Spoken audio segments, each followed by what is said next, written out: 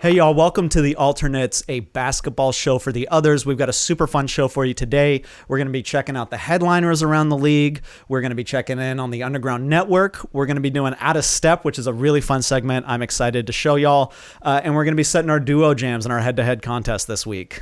All right, all that and more coming up right after this song, which is Tune In by the band No Man from Washington, D.C. This is off their 2020 LP Erase on Quit Life Records. Awesome. Perfect.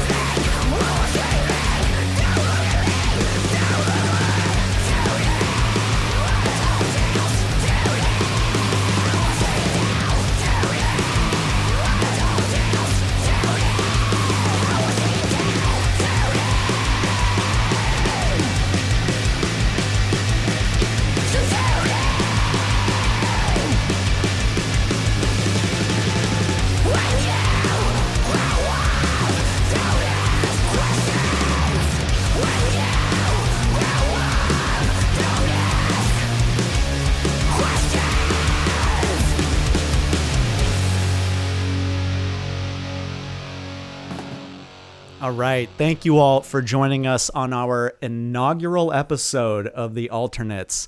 Starting off 2022 right, which still doesn't feel real to me. Not yet, no. Yeah, 21 went by way too fast. We are a brand new show. Thank you for joining us. I am your host, Brian Cullen. I'm an NBA credentialed media person. We've got co-host Clayton Stevens with us. Clayton, where are you from, man? I'm from here. I'm from Los Angeles, where we're talking today. Yeah. We both grew up in the area here. Mm-hmm. We both played in punk and hardcore bands our whole life. Yeah. And we're both really into basketball. Definitely. And I think the idea of this show was to combine our loves here of not just punk and hardcore, but kind of all things alternative and counterculture and interesting, and combine that with our just kind of crazy passion for basketball. Yeah. Growing up, I was like the weird punk rock kid that was like a closeted sports fan because like those two worlds just weren't accepting of each other. And I was like, I can't let these people know about that. And so I think our idea here is that we want to create a space and community where everybody's comfortable liking the things they like and are happy to be who they are. So I'm really excited to get this started. If you're watching us, we just ask that you are on YouTube, hit subscribe, hit like on the video, hit us up in the comment section. Feel free to tell us how bad our opinions and takes are. We would love that. If you're listening to us on a podcast platform, just remember to subscribe to the show, leave a rating and review if possible, especially right now when we're trying to build this thing that goes a long way in helping us out. It would really mean the world to us if you could do that.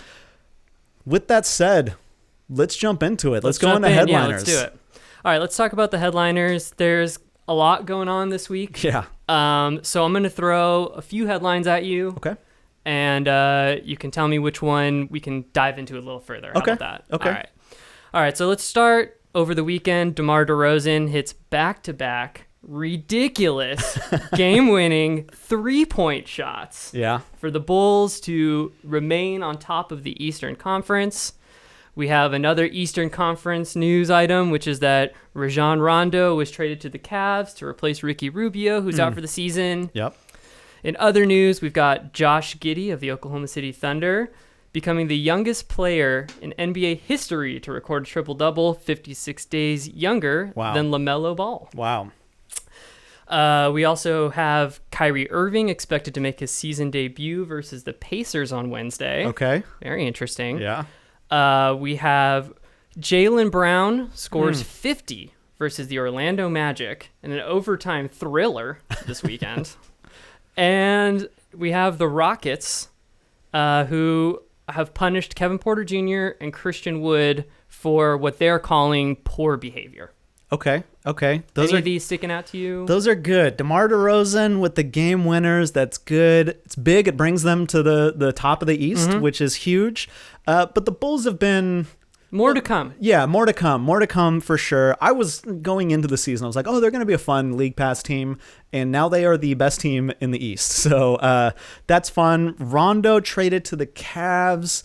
I feel like Rubio is probably the bigger story there than Rondo. He's at the end of his career. He's moving around. Josh Giddey is big. He's so much fun to watch. If you're not watching Josh Giddey, tune into an OKC game. Jump on the Giddey bandwagon now. Yeah, get Giddey for Giddey for sure. That's huge. It was a huge triple-double too. 17, 14, and 13. Came in a loss, unfortunately. Yeah. That's not the one I want to go into. Kyrie Irving, expected return. That's big. Big news. That is huge news for the Nets. But that's not what I want to get into today. I feel let's circle back to that once Kyrie actually returns. We're not done with Kyrie headlines. Yes. We are definitely not done with Kyrie headlines. Jaylen Brown scores 50. That's pretty big. The Rockets, this is a pretty messy situation. 2 separate incidences between the two. Yeah. Yeah, Porter, that was, he's got a history there with some outbursts. I think I want to go towards the Celtics. Let's talk about Jaylen Brown scoring 50 over my Orlando Magic. Yeah, let's get that out real early here in the show. You're a closet Orlando Magic sympathizer? Is that? I think it's further than sympathizer. It's fan. You're a fan. I love the Magic. I love the Magic. Inexplicably, this is something that we will unpack through other episodes, but I just have this odd, undying love for the Orlando Magic. And this year specifically, so much fun. People start watching the Magic. They're going to lose whatever you're watching, but they're just so much fun to watch. I'm so high on this roster. So yeah, you turned me on to them a few weeks ago. Pulling back the curtain a little bit here. I was definitely sleeping on the Orlando Magic early. Yeah. But there are some interesting players on this roster, and as we see in this game, I mean, they pushed the Celtics to their limit. Yes. And Jaylen Brown scores essentially half the points for the team to get them to win in overtime. Right. Orlando Magic kind of blew it. Yeah. This game. But what does this mean for the Celtics? You want to talk about the Celtics. So what does this mean for the Celtics? There's a few things here, right? So Jaylen Brown scoring 50, that's a headline on its own. He's only the third dude this season to score 50 points or more, right? Yeah. So it's Jaylen Brown, Kevin Durant, Steph Curry. Those are the 3 guys that have put up 50-point games. So that's big. Mm-hmm. It's been a weird year. Teams started out really struggling to start the season. Scoring, there wasn't a lot of efficiency around the league. So having him go for 50 is big. It also makes me happy because Jaylen Brown is probably my favorite player in the league. So I love seeing that for Jaylen Brown. Yeah. But I think it's a bigger thing for the Celtics. So when I saw this headline, it was on Bleacher Report, and it was funny. It was phrased in a way that was something along the lines of, scores 50 points and huge win in overtime. This should not be a huge win. Beating the Orlando Magic should not be a huge win. Yeah. That's insane. But it's huge because the Celtics are spiraling right now. They are in such a bad spot. They're sub 500 on the season. Mm-hmm. There's been quotes earlier in the season out of the locker room where guys just don't seem to be happy. They don't seem to... There's just weird stuff going on within the team. It's huge because they are backsliding pretty bad. They lost to a basically G League Clippers team a week ago in Boston. And so... Coming off a loss the night before, I believe as well. Yeah. So, tough times. Not good for Boston. So it's big because, A, maybe this kind of turns things around for them a little bit. But B, this might complicate things because there's a lot of talks about Boston maybe semi-blowing up this roster because it just doesn't seem to be going anywhere. They were really looking to take that next step, right? Like, we've seen them as a playoff team That's already been checked off the list. You want to see them take it a little further now, and they're going away from that, which is a big worry. Yeah. My question to you with Jalen, so the talks, there's been some rumors about possibly breaking up the Tatum-Brown combo. Yeah. Do you have thoughts on that? Does this affect Jaylen Brown's maybe trade value? Because if they do that, Tatum's the guy they're keeping. That's the Celtics guy. So if they're shipping one of those out, it's going to be Jaylen Brown. It's going to be Jaylen Brown if they're going to ship one of those guys out. And I definitely put a big if on that because, I just don't really see that as a viable option for them going forward because what you'd be looking for in a Jaylen Brown trade, I think, is to get more depth. I think that's what you'd be trying to go for. But we know in this league that top end wing talent is what takes you further when it counts the most. Sure. You're not going to get a player of Jaylen Brown's, ability back in a trade for him. Right. You're going to make the team worse. You may long term, maybe you can get some draft assets. Maybe you can build for, but with these guys coming into their max contracts, it just seems like that's not really a viable option for them. But they are stuck. They're stuck. Yeah, they're in a rough spot. They are stuck in many ways. I think this is going to be a huge summer for Brad Stevens, or this trade deadline up to the summer. Sure. This whole ongoing season into next season.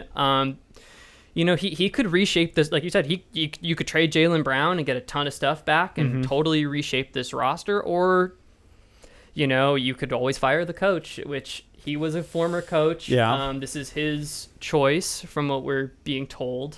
Yeah, I think the bigger thing is this potentially being a turning point. Yeah. For Boston. Look, if they can turn it around, it makes the East super interesting. Because right now you have the Bucks and the Nets, right? The Bulls are starting to get in there and kind of like the contender. Yeah, no question. I'm not all in on the Bulls being a contender, but they're certainly up there. Yeah, they're fighting their way in. I just want Boston to be a team that those other teams in the East I was just talking about are looking at them going, I don't really want to face them in the playoffs. It's one of those teams that's going to cause issues for us, can take us to 7. They're just not. I don't think anybody's afraid of Boston right now in the East. In fact, you want to be in their bracket if you're the Nets or the Bucks. The Bulls last season, before they made these big trades, they were a middling team, right? Yeah. And then they go out and they sign DeRozan to a big deal. They trade for some players, and they build around LaVine. Really, they build around good players. Good offseason for them. So, like, the Celtics could be the next team like that. Sure. You know what I mean? Like, they have not drafted great, but they have all their draft picks moving forward, essentially. Right. I think they may have let go of one in the Kemba deal or something like that. But, essentially they have got plenty of draft capital and plenty of things to work out a trade for a guy like what the Bulls did, Vucevic. Which, maybe you're not super high on Vucevic. Maybe I am. You're talking about Orlando Magic legend. But I think the consensus on him was, he's overrated, he's this, he's that. And then, you put him on a good team with some good players, and he's playing well right now. So I think that's what the Celtics need to be looking at is, can we make a trade this year that makes us better for next year? Right. How can we bring in some more talent? And I think that's going to have to be away from the draft and going more towards veterans. Yeah. And it'll happen over the summer. Now, you called Vucevic overrated. I didn't call him overrated. But it came up. Yeah. I've always thought that he was underrated. Speaking of underrated, let's check out the Underground Network. Okay, let's do it. Yeah. What do you got for us this week in the Underground Network? So there was a big story, but not an NBA story, really. Okay. There was a big WNBA story this weekend, which was that Becky Hammon signs what I'm calling a historic deal to become the Las Vegas Aces both head coach and general manager. She's set to become the highest paid coach in the WNBA. Yep. And she's coming to a stacked team. Like, she's coming to a team that last year made it to the semifinals, has Asia Wilson. They were in the finals the year before, I believe. They were in the finals the year before. Last year they went 24-8. Yeah. They're a phenomenal team. Yeah. Becky, obviously, I think a lot of us thought she was going to get an NBA chance. Mm-hmm. Maybe she would be taking over the Spurs someday. And I think this is kind of a unique situation for her that she's coming to such a good team. Getting to coach Asia Wilson, I think, is probably a huge massive draw for her on this. And of course, Becky herself, 6-time WNBA All-Star. Legend. She's a legend in the league herself. I think this is a phenomenal pickup, really. I mean, you can't ask for better. And like Bill Laimbeer, it's a funny choice that he's the former coach now. Yeah. They said he still might potentially have a front office position. Yeah, and I know the players liked him, but this to me is going to, well, we'll see, but this has the potential to skyrocket the team, I think. Totally. Something to get some more chemistry there, because maybe that's kind of the missing piece. Yeah. Was how do we maximize this roster, because they have plenty of good players. They have a ton of talent. They just haven't utilized that talent to its fullest potential. Yeah. In some ways it's a weird roster because there isn't a ton of shooting on that roster. Right. There aren't people that you're really threatened by, from the perimeter in Vegas, but they still beat up teams by playing just bully basketball. Yeah. This story is interesting to me for a few reasons. A, because it does affect the NBA. Mm-hmm. This is a big deal. Becky Hammon, like you said, by all accounts, looked like she was being groomed to take over the Spurs. Right. And so this might affect the future of the Spurs. Maybe there was news that came out that Pop was going to hang out a little bit longer. And she looked at it and said, well, okay, I need to get into a head coaching position. It could be something where there's an agreement where it's like, hey, take over a team for a little bit. And then when Pop leaves, we bring you back into the NBA. It could be that the deal was just so lucrative. She's like, fuck it. I'm going to go do this. And that's her league, her heart is there in a lot of ways, right? Because she dominated when she was in the W. And the reason why I think this lands in the Underground Network is it's not getting enough coverage, and it's an unfortunate thing that there is a ton of misogyny around sports. Even in something that's considered a more progressive league like the NBA. I remember last season, there was a game that she took over as interim head coach because Pop was out. She coached the team, and the Associated Press covered it as Becky Hammon becomes first woman director of an NBA team. Mm-hmm. They couldn't even call her a coach. And then we've gone into 2 off seasons where I at least was looking at it saying Becky's going to get hired somewhere. There's 4 or 5 teams that are searching for head coaches, and it seems like she's become this bargaining chip in the NBA where like they're considering Becky Hammon plus these other people. I think the Blazers were one of those teams last offseason. Yep. And then they picked up Chauncey Billups, which not a knock on Chauncey Billups' ability to coach, but Becky Hammon's in that conversation and she has not been given that opportunity yet. Right, and she has a lot more experience coaching. She comes from one of the most legendary coaching trees in NBA history under Popovich, know? And so her resume is just as good as everybody else that's getting hired for these positions. So I think that this is huge. I'm really happy for her. The W is an amazing league. The games are so good. She's going to take it to another level with the Aces. She has star power. Yeah, right? she does have star power. And it's great to see her finally take over. And I'm super excited to see the Aces this summer and see what she does with them. Yeah, I totally agree. And I think, like you said, not only we're hearing this is the most lucrative contract ever signed in the WNBA for a coach. Yeah. But having that GM power, that power to, as the famous saying goes, grocery shop a little bit for players and find a system that works for her. So I think that probably really appealed to her in this situation, was, both the power and the money involved. And so, like we said, we're rooting for her. We're rooting for the Aces. We're rooting for the WNBA. So this is a great story that we wanted to just shine a little bit of light on. Awesome. Okay, let's get into Out of Step. Let's do it. So this is a segment that we came up with. Let me preface this first. The concept of relegation, I think, is one of the greatest concepts in professional sports. They do it in soccer and EuroLeague. I love the idea of you're not good enough, you're not playing in the league. It changes so much within a single league in terms of you don't really see teams tanking. It keeps the product competitive. You lose some of the feeling of like doldrums that you get in the middle of a season because it's like, you're playing this team that doesn't want to win or whatever it is. And it adds an extra layer of fan engagement and it gives the fans more to root for. I mean, Philly fans can speak to that. As much as the process got them Embiid and I mean Ben Simmons, I guess that's a different thing, but it at least provides something for the fan base as well. So I love the idea of relegation. I want the NBA to adopt relegation, and that's what Out of Step is. We are going to relegate teams out of the NBA. So we've got 3 leagues that we created here. We've got the NBA. Everybody knows that's where all the teams are right now. The best of the best. Yeah, the best of the best, the NBA. But we need a step down from the NBA. Now, there kind of is right now with the G League, which I propose you have to say Gatorade League just so that we can continue to highlight how ridiculous that name is. Yeah. Paid a lot of money for that G. But they paid a lot of money for that G. It's the most expensive G of all time. Yes, I would assume so. Yeah. A lot of G's. So I don't want to give Gatorade any more runway here. So we're going to create our own, but I want to stick with the beverage theme because I love the idea of lesser leagues being named after beverages. So we need a step down that's not your go-to. It's not great.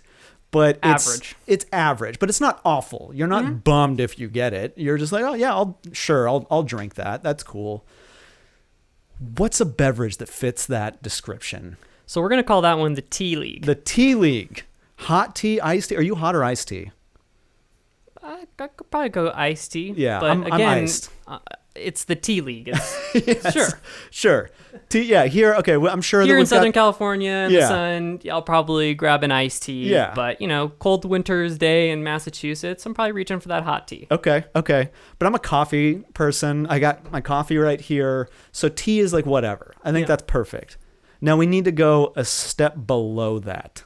What's a beverage that's like, I don't want to drink that? If somebody served it to you, you would say thank you, and then you would never touch that glass again. There's probably a portion of our audience that's going to be pretty mad about this, but it's a pretty small portion, I think. Okay. And that's the Clamato League. Ooh, the C League. That's the C League. Clamato. Clamato itself is pretty gross because it's really like a mixer. But if somebody poured me just a glass of Clamato, I would be... You thirsty? You want a glass of Clamato? Yeah. I'm parched. Cold glass of Clamato? I'm parched. Give me that Clamato. So, okay, the C League. So we got the NBA, the T League, and the C League. That's right. So we've broken the league down into these 3 leagues. So give me right now, who do we have in the NBA? Who's staying where they are? So in the NBA right now, we've got the Warriors, Suns, Jazz, Bulls, Nets, Bucks, Heat, Grizzlies, Cavaliers, and your Philadelphia 76ers. Oh, they're not my Sixers. That is not my 76ers. No, they're my 76ers. Okay. I'm not going to lie. Okay. That's the NBA. That's surprising to see just the amount of Eastern Conference teams over Western Conference teams. Because we tend to think as the West being this powerhouse. That's our winningest teams right now. Okay. Like you said, it leans Eastern Conference right now, but that's where the league is. Got it. Now we get into the mess of the T League. it's a mess, right? So the tea bag ripped open. The tea bag ripped open. Yeah, it was loose leaf tea, but you didn't know that, and now there's just tea everywhere. And so in that league, we've got the Nuggets, Clippers, Hornets, Lakers, Mavericks, Wizards, Celtics, Raptors, Knicks, Hawks, Wolves, Kings, Spurs, and the Pacers. Okay, that's a big... It's a big... More teams in the T than in the NBA. Yeah, there's more teams in the T right now, but I think that's pretty reflective of where the league is. Yeah. So many teams hovering in the 500 winning percentage. Maybe the most average season in the last decade. Yeah, and of course, any of these teams can move, it's relegation. These teams can move up. These teams can move down. Yeah. So a lot of these teams could go either way. And then we've got the bottom of the league. they're just food for the other teams right now. They're just mixer. They're just mixer. Yeah, they don't. They're not winning games, and so the bottom, our C League here is the Blazers, Thunder, Pelicans, Rockets, Magic, and the Detroit Pistons. Okay, that's our bottom here. That's a C League right there. Yeah. So let's start more positively. Okay. Who is more likely to move up? Who's likely to move out of the C League? Who's likely to move out of the T League for you? Okay, out of the C League for me, I think it's Portland. Mm-hmm. Because OKC, the Pelicans, Rockets, Magic, my Magic, and the Pistons, they're not really interested in getting out of the C League. Yeah, this is where they want to be. Yeah, this is exactly where they want to be. They are planted exactly where they wanted to be from the start of the season. So they're there. The Blazers want nothing to do with the C. The Blazers almost want nothing to do with the T League. They love to be in the NBA. They have been trying to get in the NBA for a while now. Yeah. I think they've got the greatest chance, because they've got the most star power out of anybody in the C League with Damian Lillard, CJ McCollum, Nurkic. On paper, they've got a team that should be an NBA team. So, and they're a team, as we approach the trade deadline, that looks like they're going to be pretty active. So I think that they can make some moves to get themselves at least into the T League. Yeah. There is a world in which they might graze the NBA. I think it might be a little too late this year. There's also a chance that they make moves that make them want to stay in just the C League. Solidify them in the C League. There's a chance of that as well. But in terms of right now, I think they've got the most potential to get out of the C League. I think I would agree with you. Let me just throw something at you, though. I kind of like the Thunder here. I know that they don't want to win. Yeah. But is there a player in this group of teams here? Is there a young player that has more upside than Shai Gilgeous-Alexander and Josh Giddey? Yes. His name is Luguentz Dort, and he's the future logo of the league. I just love this team. I don't know what to say. I love the Thunder. They compete hard every night. They're great. They're so much fun. They're great. I think they have a chance to move into the T League, but like we're saying, probably upstairs, the suits upstairs are going to make sure that they don't. Yeah. So, I think you're right. I think they're C League this year. Yeah. I think next year, out of all of these teams, maybe Blazers aside, we'll see what the trade deadline brings. Out of the Thunder, Pelicans, Rockets, Magic, Pistons, yes, OKC has the most chance next season to be a T League team. Okay, I think that's fair. All right, so let's move up to the T League then, and a team that you think could move up into the NBA. So this is hard, right? I think the Pacers are kind of where they are, especially if they end up making some of the trades that they've hinted at with, their two bigs wanting to move off from them. So the Nuggets are tough. They've had a lot of hits this year, especially in their backcourt. But if they can get Jamal Murray back, I think it sounds like he's working towards. He's on his way back. Yeah. If that happens, I think that catapults them into the NBA. Mm-hmm. If that happens, I think that they are a contender. Before Jamal Murray got hurt last season, after the All-Star break, post Aaron Gordon trade, it was in my head, Denver's going to the finals. They're going to win everything in the West. That team is so good. And Aaron Gordon's better this year than he was last year. He's having a very quiet, amazing season. So that, I think, is the big move. Yeah. The other one, if they can figure it out, I think is the Lakers. They've got enough, talent. It's really going to come down to Vogel figuring out how to work some of these machinations and then getting Anthony Davis back. Yeah. You get AD back. They've already kind of hinted that they're not really going to rely on their traditional center as all that much moving forward. Yeah, DeAndre Jordan's yesterday's news. Done. Dwight Howard, they don't seem too interested in doing a lot with. If Anthony Davis comes back, and that truly is this team's philosophy, he's going to be playing minutes at the 5, and that is the best look that the Lakers can have. And I like this new LeBron at the 5 look. Yeah. I'm loving it. Yeah. I'm loving it. He's pretty unstoppable. I mean, he's so big. He's so big. Like, you forget because he's such a perimeter player. Seeing him play, in my eyes, he's a wing. The LeBron James that I think of is a wing, pushing the ball down the court. Yeah. Making plays for people. I don't want LeBron up to the basket. That's fine. I just don't want LeBron jacking up threes too much. And I get that. And that's what I'm saying is that I like this new LeBron is just punishing anybody who's smaller than him. Yeah. And he's picking apart defenses in a, Jokic kind of style, big man way. And I think that's, another look that they could end up going to is more LeBron at the 5. And I'm with you. I think they're the team easily in this list, in my opinion, that can move up. Okay. The only, if I want to throw a real wild card at you. Okay. Real wild card, because they haven't proved it. Yeah. But again, I love their top end talent is the Mavericks. I think the Mavericks have the ability to move up into the NBA. Sure. Again, they haven't shown it, but Luka is back now. Mm-hmm. Porzingis has been playing okay this year. Yeah. I think better than last year by most standards. Mavs fans, let me know if I'm a little off on that. He's posting up more, which is what he should be doing. I think he's just overall playing a little better. Yeah. The rest of this, and Brunson's playing really well. Yeah. So we'll see with them, but they're a team I like to move up. Okay. And then the Clippers, I think, are in the Nuggets territory where if they injuries. can get stars back, then they could move up easily. Yeah, but I think Nuggets, Clippers, Lakers, those 3 teams are NBA quality teams. Sure. That just right now have T-League luck. Have T-League either luck or, whatever. They're not playing up to their standard. Okay. Who's moving down? Who's got the most potential to move down? So let's start with the NBA. Yeah. Who's got the most potential to be relegated down into the T-League? I mean, easily, you could say the Sixers. The right? Sixers. Because their season has been, 500-y. Yeah. They're a 500-y team. They have probably the best overall center in the game. I know a lot of people will... I completely disagree. Haggle with that. Yeah. Jokic. There's no center better than Jokic.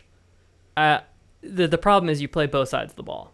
And Joel Embiid is the best defensive center in basketball. That's fine. Okay. Well, maybe not, but he's up there. Yeah. So whatever. He's one of the best... two-way centers. One of the best two-way players. Yeah. That's just the truth. He's one of the best two-way players in the game. Maybe Ben Simmons can come back. Honestly. Yeah, I don't know if that's going to happen. But if they move Ben Simmons and get something back... Why can't Ben Simmons come back? I just don't think he wants to. We don't need to go too long on this, but... I don't think he's going to. I don't think that he can't. I just don't think he's going to. Okay. Yeah, that's fair. Okay, so anyway, Sixers, I think, easily could be moving down here just because of injuries and the Ben Simmons situation.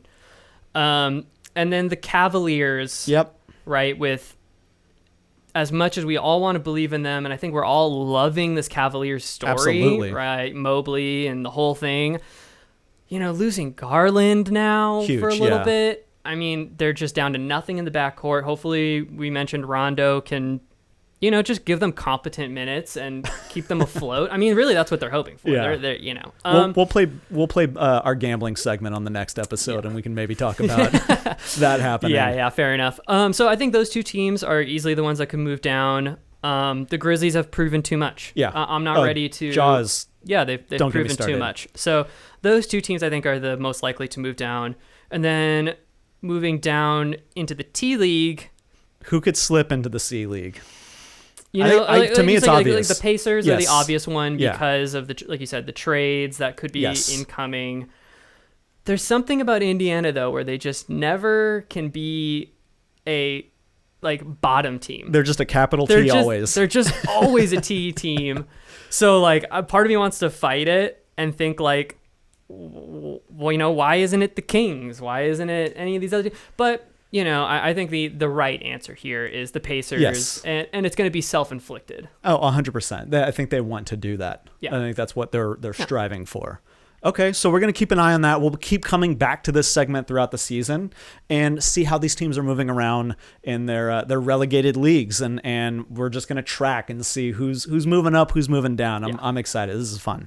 All right, speaking of fun, let's end the show with duo jams. Yeah. So this segment, growing up as two kids in the 90s, we played a lot of NBA Jam growing up. I used to destroy people as Ron Harper with the Clippers. That was my... There's no chance. If I got Ron Harper and the Clippers, you're not surviving a game of NBA Jam. Who was the duo? Was it Piakowski? No, this was pre-Pie. Oh, no, he was on the second edition. Yeah, I think he was. But first edition was Ron Harper, and I think it was Doc Rivers. Yeah, that sounds right. Yeah. Doc Rivers and Ron Harper, I would kill people with. Full disclosure, grew up a Clippers fan. That's where we're at. But so this week, first episode, first ever game of Duo Jams. We're recording here in LA. We're both LA natives. Let's do a Battle of LA. We're going to do the Battle of LA. Yeah, I love it. So what we're going to do is we're going to pick our Duo Jams based off of these two teams. We each pick up two players, and then we go head-to-head for the rest of the week based off of the fantasy points on NBA.com. That's exactly right. And then we're going to come back. Exactly. So these are the games Tuesday through Friday. Exactly. Yeah. And we're going to come back next Tuesday and see how we did, see who won. Exactly. So I'm going to pick the Clippers. I just said that I grew up a Clippers fan. I used to dominate playing as the Clippers. I'm going to take the Clippers. That leaves you with the Lakers this week. My Duo Jam this week. This is tough. Both these teams are playing 3 games. Yep. The Clippers are tough because they are a T-League team with a semi-C League roster right now due to injuries, health and safety protocols. They are really just kind of skimming by right now. But I'm going to have to go with my point guard is going to be Eric Bledsoe. Now, some people might think, oh, Reggie Jackson, he could be coming back from health and safety this week. And he is kind of the bigger player on the roster. But right now, Bledsoe has just proven how valuable he is to this team. Without their 2 stars, they need that kind of playmaking, ball-pushing point guard. And Bledsoe's completely stepped up his game and stepped into that. Yep. So I'm going for rebounds and assists with Bledsoe. Exactly. You know, as a fantasy player, I think Bledsoe is the better choice here. Yeah. Because he's going to have the ball in his hands a lot over these next 3 games, and he's more likely to dish out assists and get a few rebounds with his, you know, his size is small, but boy, is he strong. Yeah, he's huge. He's huge. Yeah. My pairing with him, it's an obvious choice. If we're going down just star talent on the team, the guy at the top of that totem pole right now with everybody else out is Marcus Morris, and he has completely stepped it up lately. He's putting up 20-point games, I think, in his last 4 games. He's got that kind of mid-range game that they were missing with Kawhi out. He had a rough start to the season. He's starting to look like the Marcus Morris that played on the Knicks before he came to the Clippers. He's starting to look like that. So I'm going with Eric Bledsoe and Marcus Morris as my Duo Jam this week in the Battle of LA. I love it, man. And Morris is, like you said, he's going down in the mid-range. He's posting guys up and just saying, clear out. Yeah. I'm shooting over the top. Yeah. And he's making them. And he's putting up a lot of shots. So I'm going quantity here. He's hot right now. Again, he's going to have the ball in his hands a lot. So that leaves me with the other team. Yeah. They're called the Lakers. Yes. They also play here. Yes. You're familiar with them? Yeah, they are the number 1 team in crypto arena fan-wise. Yes, that's them. So the Lakers, you know, they've got... Odd season. but they've got some pretty high-end talent on their team. Yeah. So, as much as I want to choose Stanley Johnson, and I'm telling you, every part of me wants to choose Stanley Johnson. The amount of reliance that the Lakers have on Stanley Johnson right now is insane. Oh, but no, he's been great for them. They're going to guarantee his contract. Yeah. That seems as though that's going to happen. So anyways, I'm going to go with LeBron James. Ooh, left field. Did not see that coming. He's playing really well, like I said. He's playing the center position. He's dishing out a lot of assists. Yeah. And he's, forget the assists, he's scoring the shit out of the ball right now. He's doing it all. He's on an absolute tear. He's doing it all. So I'm going with him. Now, the other choice, I'm going with Russell Westbrook. Interesting. Now, I know he's been inefficient. He's been tough. But look, who else am I going to go with Malik on this Monk? roster? No. I'm not going with Malik Monk. He's been hot lately? He's been hot lately. You know, you're going to go down with Russ one way or the other, right? So I'm going to ride that train. I mean, look, you could absolutely dominate with this duo. You could absolutely destroy me. On paper, but in fantasy, you lose points for turnovers and missed shots, and that might end up killing you with Westbrook. We'll see. It might. And, you know, he had a very interesting quote after the game the other night about how he's allowed to have turnovers and he's allowed to miss and he's allowed to do all these things because of who he is. Cool. But maybe this is a nice bounce back for him. I don't know. All but right. I'm going with Westbrook. We'll see. Okay. I'm excited. So we'll check back next week and we'll see how our duo jams did against each other. Fun battle of LA. I like it. I'm excited. We've been wanting it in the playoffs. Didn't get it. We're making it here. Yeah. Come to the alternates for the Battle of LA. That's all we got for today's show. Thank you so much for joining us. We are going to be back every Tuesday and Friday morning at 11 a.m. Pacific on YouTube and anywhere you get your podcasts. So please just remember, like and subscribe, comment, do all of that stuff to help us out. We are going to leave you today with a track. The song is called Future Cell Silence. It's by a band the name of Plaguestate, friends of ours, up in Oakland, California. It's off their self-released 2021 EP. This is one of my favorite releases in 2021. Such a good EP. The EP name is Under the Shelter of Violence. Thank you all so much, and we'll see you in a couple days.